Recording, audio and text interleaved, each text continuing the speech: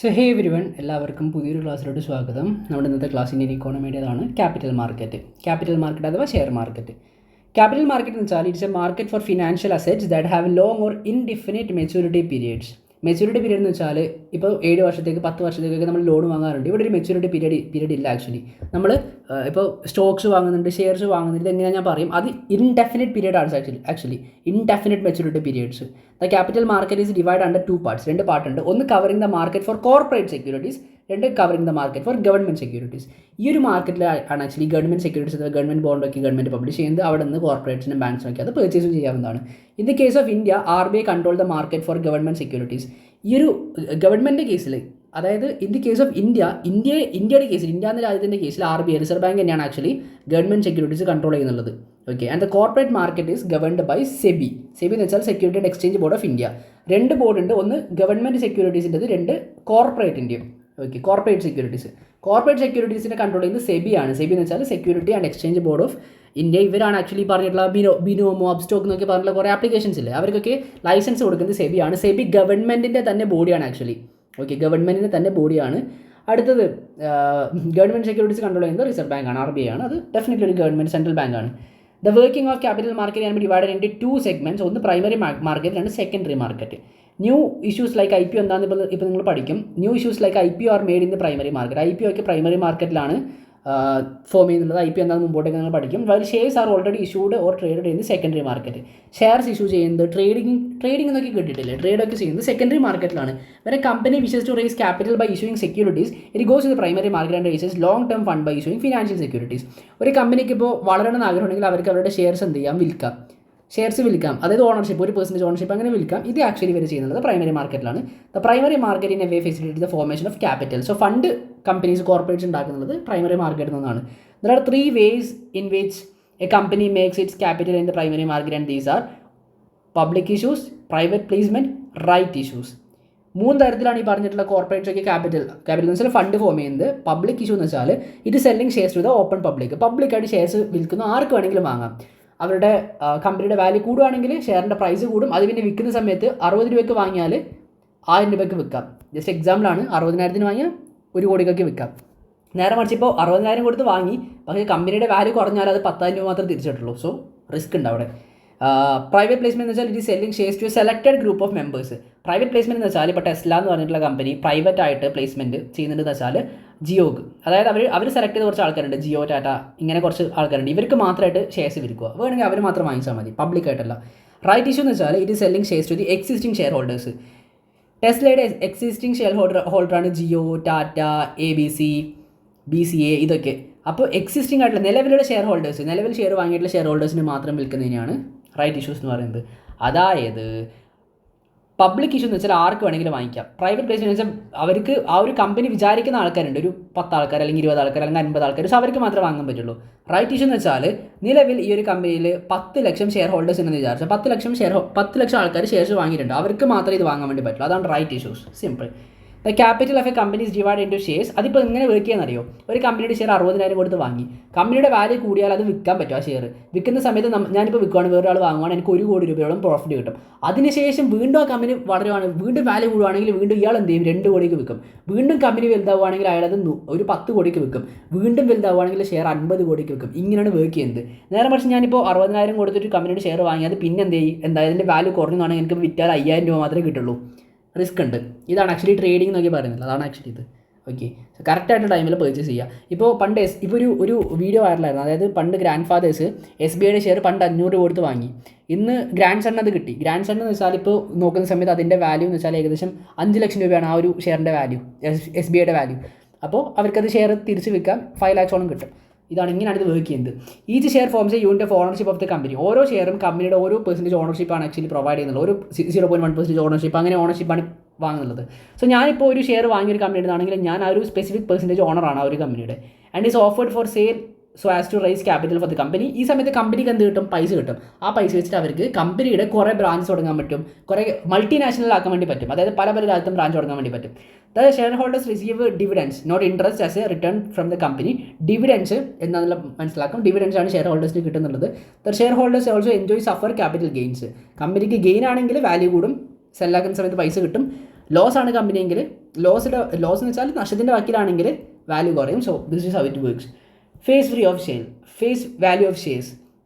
Face value എന്ന് വെച്ചാൽ is a monetary value stated by the issuer of any share when issuing it is started by the issuer. അതായത് it is started by the issuer. അതായത് example a company is started by issuing shares worth 20 crores rupees, 1 for each share. Here the face value of the share is rupees 1. അതായത് ഒരു കമ്പനിയുടെ total value 20 crores ആണെന്ന് വിചാരിച്ചോ. അതിൽ 20 crores shares ആണ് actually വിൽക്കുന്നുള്ളത്. അതിൽ ഒരു ഷെയറിൻ്റെ വില എത്രയായിരിക്കും? 20 കോടി ഷെയർസ് ആണ് വിൽക്കുന്നുള്ളത്. 20 കോടിയാണ് കമ്പനിയുടെ വാല്യൂ. ഒരു ഷെയറിൻ്റെ വില 1 രൂപയാണ്. അങ്ങനെ 1 rupees into 20 crore shares is equal to 20 CR. This is how it works. അപ്പോൾ ഒരു ഷെയറിൻ്റെ വില എത്രയാണ്? 1 രൂപ. സോ ഈ കമ്പനി വളരുവാണെങ്കിൽ അയാൾക്കത് തിരിച്ച് വെക്കുന്ന സമയത്ത് എത്ര കിട്ടും? കൂടുതൽ എമൗണ്ട് കിട്ടും. സോ ഇങ്ങനെയാണ് this is how it works. Market value of shares. അല്ലാതെ കമ്പനി ഇവർക്ക് പ്രോഫിറ്റ് കൊടുക്കുന്നോ പൈസ കൊടുക്കുന്നൊന്നും അല്ല. ഇങ്ങനെയാണ് this is how it works. അവർ സെല് ചെയ്യുന്നു, വാങ്ങുന്നു, സെല് ചെയ്യുന്നു, അങ്ങനെയാണ്. Just a second. Okay, it is the current value of each share of a company as per the current valuation of the company. Current value, അവർ കമ്പനിയുടെ current value എന്താണ്? തുടങ്ങുന്ന സമയത്തുള്ള വാല്യൂ അല്ല. തുടങ്ങുന്ന സമയത്ത് 50 കോടിയായിരുന്നു ടോട്ടൽ ആസ്തെങ്കിൽ നിലവിൽ അത് 500 കോടിയായിട്ടുണ്ടാവും. സോ ഇതാണ് മാർക്കറ്റ് വാല്യൂ ഓഫ് ഷെയർ. ഓരോ ഷെയറിൻ്റെ മാർക്കറ്റ് വാല്യൂ എത്രയാണ്? സോ ഇതാണ് ആ സംഭവം. അതേപോലെ തന്നെ അടുത്ത ടോപ്പിക്ക്, ഫോർ എക്സാമ്പിൾ പറയുകയാണെങ്കിൽ suppose a company was started in 2015 with a face value of rupees 1 for ഈ ഷെയർ. 2015 തുടങ്ങിയ ഒരു കമ്പനിയുടെ, ഞാനിപ്പോൾ നേരത്തെ എക്സാമ്പിൾ പറഞ്ഞാൽ ആ ഒരു ഷെയറിൻ്റെ വില 1 രൂപയാണെന്ന് വിചാരിച്ചോ. ആ കമ്പനിയുടെ വാല്യൂവേഷൻ 2015 10 കോടിയാണെങ്കിൽ 2023 അതിൻ്റെ വാല്യൂവേഷൻ ഒരു 500 കോടിയെന്ന് വിചാരിച്ചോ. അങ്ങനെയാണെങ്കിൽ ആ ഒരു ഷെയറിൻ്റെ വില 50 രൂപയാവും. സോ ഇതാണ് actually market value of share. IP എന്താണ്? ഞാൻ നേരത്തെ പറഞ്ഞു, ഞാനിപ്പോൾ പറഞ്ഞു. അതാണ് initial public offer. Initial public offering is the process by which a private company can go public through the sale of its shares to the general public. ഒരു private കമ്പനിക്ക് share ഇപ്പോൾ പബ്ലിക്കായിട്ട് അവരുടെ ഷെയർ സെയിൽ ചെയ്യാൻ വേണ്ടി പറ്റും. Share sale ചെയ്യുന്ന സമയത്ത് ആൾക്കാർ ഷെയർ വാങ്ങും, ഇവർക്ക് പൈസ കിട്ടും. So it could be new young company, പുതിയ കമ്പനിയോ അതല്ല പഴയ കമ്പനി ഏതും ആവാം. സോ അവർക്ക് ഇങ്ങനെ ആക്ച്വലി ചെയ്യാവുന്നതാണ്. After selling the shares the company needs A fixed date for listing the company in the stock market. So ആ കമ്പനി സ്റ്റോക്ക് മാർക്കറ്റിൽ എന്ത് ചെയ്യും? ഫിക്സ് ചെയ്യും. അതേപോലെ തന്നെ അതിൻ്റെ പേരുണ്ടാവും, അതിൻ്റെ ഷെയറിൻ്റെ വാല്യൂ ഉണ്ടാവും. അത് അവിടെ നിന്ന് പർച്ചേസ് ചെയ്യാൻ വേണ്ടി നമുക്ക് പറ്റും, ആർക്ക് വേണമെങ്കിലും. ലിസ്റ്റിംഗ് എന്ന് വെച്ചാൽ listing means the shares of a company will be available in the open market. ഒരു കമ്പനിയുടെ ഷെയർ ഓപ്പൺ മാർക്കറ്റിൽ ലിസ്റ്റ് ചെയ്തിട്ടുണ്ടെന്ന് വിചാരിച്ചാൽ നമുക്ക് അവിടെ നിന്ന് പോയിട്ട് അതിൻ്റെ ഷെയർസ് വാങ്ങാൻ പർച്ചേസ് ചെയ്യാൻ വേണ്ടി പറ്റും. എൻ്റെ പേര് UPSC മീൻസിൽ ഇപ്പോൾ ലിസ്റ്റഡ് ആണെന്ന് പറയുകയാണെങ്കിൽ എൻ്റെ പേര് അവിടെ ലിസ്റ്റ് ചെയ്തിട്ടുണ്ട്. ഓക്കെ, അതേപോലെ തന്നെ കമ്പനിയുടെ പേര് ലിസ്റ്റ് ചെയ്തിട്ടുണ്ടാവും, കമ്പനിയുടെ ഷെയർസ് ലിസ്റ്റ് ചെയ്തിട്ടുണ്ടാവും, അതിൻ്റെ വാല്യൂ ലിസ്റ്റ് ചെയ്തിട്ടുണ്ടാവും. Purpose of buying and selling. നമുക്ക് വിൽക്കുകയും ചെയ്യാം, വാങ്ങുകയും ചെയ്യാം, പിന്നെ വിൽക്കുകയും ചെയ്യാം. Who are shareholders of the company? If the value of the shares of a company falls, the shareholder of the company will try to sell they'll sell those shares. The buyer will buy them at a lower price. അതായത് Gautam അദാനിയുടെ shares ഭയങ്കരമായിട്ട് കുറഞ്ഞു എന്ന് പറഞ്ഞൊരു വാർത്ത എടുത്തിട്ടുണ്ടായിരുന്നു, കേട്ടിട്ടുണ്ടായിരുന്നു. അതായത് ഒരു കമ്പനിയുടെ ഷെയർ, ഇപ്പോൾ ഒരു ഷെയർ ഞാൻ 60,000 കൊടുത്ത് വാങ്ങി, അത് കൂടിയാണെങ്കിൽ എനിക്കിപ്പോൾ വിറ്റാൽ 1 ലക്ഷം കിട്ടും. നേരെ മറിച്ച് ഞാൻ വാങ്ങുന്ന സമയത്ത് 60,000, 10 ദിവസം കഴിഞ്ഞ സമയത്ത് അതിൻ്റെ പ്രൈസ് കുറഞ്ഞു, 40,000 ആയി.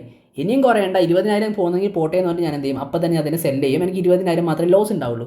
ഈ സമയത്ത് ചില ആൾക്കാർ എന്ത് ചെയ്യുന്നത് വെച്ചാൽ കറക്റ്റായിട്ട് ഐഡിയ ഉള്ള ആൾക്കാർ, ഒരു ഫ്യൂച്ചറായിട്ട് ഇങ്ങനെ ഫ്യൂച്ചറിസ്റ്റിക് ആയിട്ട് ചിന്തിക്കാൻ പറ്റുന്ന ആൾക്കാർ ഇതിന് 40,000 വാങ്ങും. 40,000 താഴെ പോകുന്ന സാധനത്തിന് വാങ്ങും. അത് ചിലപ്പോൾ 10,000 ആവുമായിരിക്കും. പക്ഷേ അത് കഴിഞ്ഞ് 2 വർഷം കഴിയുന്ന സമയത്ത് അത് വീണ്ടും മുകളിലോട്ട് പോയി 1 ലക്ഷം വരെ എത്തും. ആ സമയത്ത് അവരതിന് 2 ലക്ഷത്തിന് സെയിൽ ചെയ്യും. സോ ഇങ്ങനെയുള്ള ആൾക്കാരുണ്ട്, വിൽക്കുന്ന ആൾക്കാരുണ്ട്, വാങ്ങുന്ന ആൾക്കാരുണ്ട്. SEBI, security and exchange board of India, ഇവരാണ് ആക്ച്വലി കോർപ്പറേറ്റ് സെക്യൂരിറ്റീസ് ഒക്കെ കൈകാര്യം ചെയ്യുന്നത്.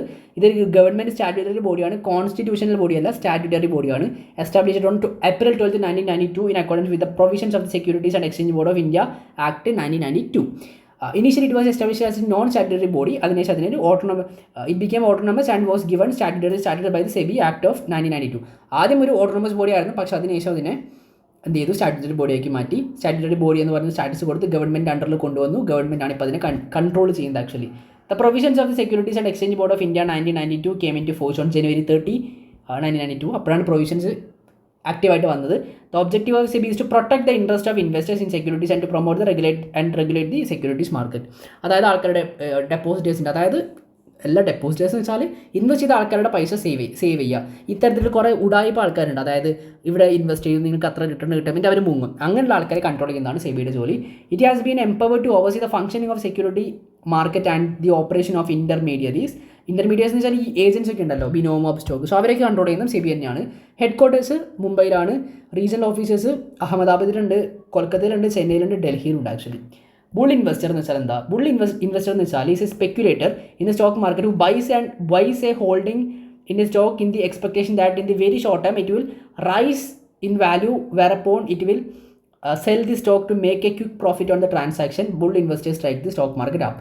എന്ന് വെച്ചാൽ ഞാൻ നേരത്തെ പറഞ്ഞു, ഒരാൾ 60,000 ഒരു സ്റ്റോക്ക് വാങ്ങി, അതിൻ്റെ പ്രൈസ് 40 അയാൾ വിറ്റു. അയാൾ പെട്ടെന്ന് വിറ്റു 40, കാരണം അയാൾക്ക് ഇനി നഷ്ടം താങ്ങാൻ വേണ്ടി പറ്റില്ല. ഇയാൾ 40,000 വാങ്ങി. ഒരു ബുൾ ഇൻവെസ്റ്റർ എന്ന് വെച്ചാൽ അയാൾ കൃത്യമായിട്ടൊരു വിഷനുള്ള വ്യക്തിയായിരിക്കും. 40,000 വാങ്ങി, അയാൾക്ക് ഉറപ്പുണ്ട് അത് താഴോട്ട് പോയാലും എന്താവും, മുകളിലോട്ട് കയറുന്നു. അത് 10,000 വരെ താണു, പക്ഷേ അയാൾക്ക് ഒരു വിഷൻ ഉണ്ട് അത് കയറുന്നുള്ളൂ പറഞ്ഞിട്ട്. അത് കയറി 1 ലക്ഷത്തിലേക്ക് എത്തി, അയാളതിന് 2 ലക്ഷത്തിന് സെയിൽ ചെയ്യും. ഇതാണ് ഒരു ബുൾ ഇൻവെസ്റ്റർ എന്ന് വെച്ചാൽ. ഇവരാണ് മാർക്കറ്റിൻ്റെ മുകളിലേക്ക് കൊണ്ടുവന്നത്. ബിയർ ഇൻവെസ്റ്റർ എന്ന് വെച്ചാൽ a bear investor is investor who believes that a particular security or the broader market is headed downward and may attempt to profit from a decline in the stock market in stock prices in the future and will be able to avoid future losses.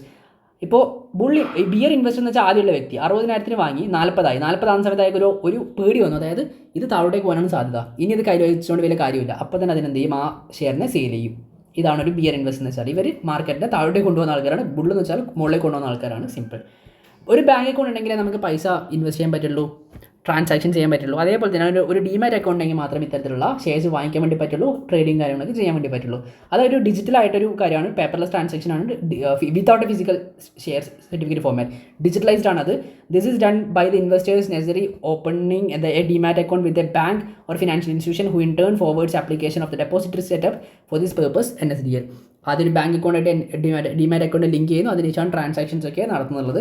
The investor a buyer or seller of share should start an account with deposited to do his business. This is known as a demat account. ഇതില്ലാതെ ഒരു കാരണവശാലും bank അക്കൗണ്ടില്ലാതെ നമുക്ക് ആർക്കെങ്കിലും പൈസ, അതായത് നമ്മുടെ പൈസ കൊണ്ടിൽ invest ചെയ്യാനോ എന്തെങ്കിലും ട്രാൻസാക്ഷൻ ചെയ്യാൻ പറ്റുമോ? ബാങ്ക് അക്കൗണ്ടില്ലെങ്കിൽ ഒരു ഗൂഗിൾ പേ പോലും ചെയ്യാൻ പറ്റില്ല, തുടങ്ങാൻ പറ്റില്ല. സോ അത് ഡിമാറ്റ് അക്കൗണ്ട് ഉണ്ടെങ്കിൽ മാത്രമേ ട്രേഡിംഗ് ചെയ്യാൻ വേണ്ടി പറ്റുള്ളൂ. ഡിമാറ്റ് അക്കൗണ്ടിനെ ബാങ്ക് അക്കൗണ്ടായിട്ട് ആക്ച്വലി എന്ത് ചെയ്യുന്നത് വെച്ചാൽ കണക്ട് ചെയ്യും. So this is how it works. So with this topic നമ്മൾ ഫസ്റ്റ് പാർട്ട് എൻഡ് ചെയ്തു. സോ അടുത്ത ടോപ്പിക്ക് ഇതിൻ്റെ കണ്ടിന്യൂഷൻ ആണ്, ക്യാപിറ്റൽ മാർക്കറ്റിൻ്റെ കണ്ടിന്യൂഷൻ ആണ്. സോ നമ്മൾ അടുത്ത ക്ലാസ്സിൽ എടുക്കും. So thank you so much. Thanks a lot.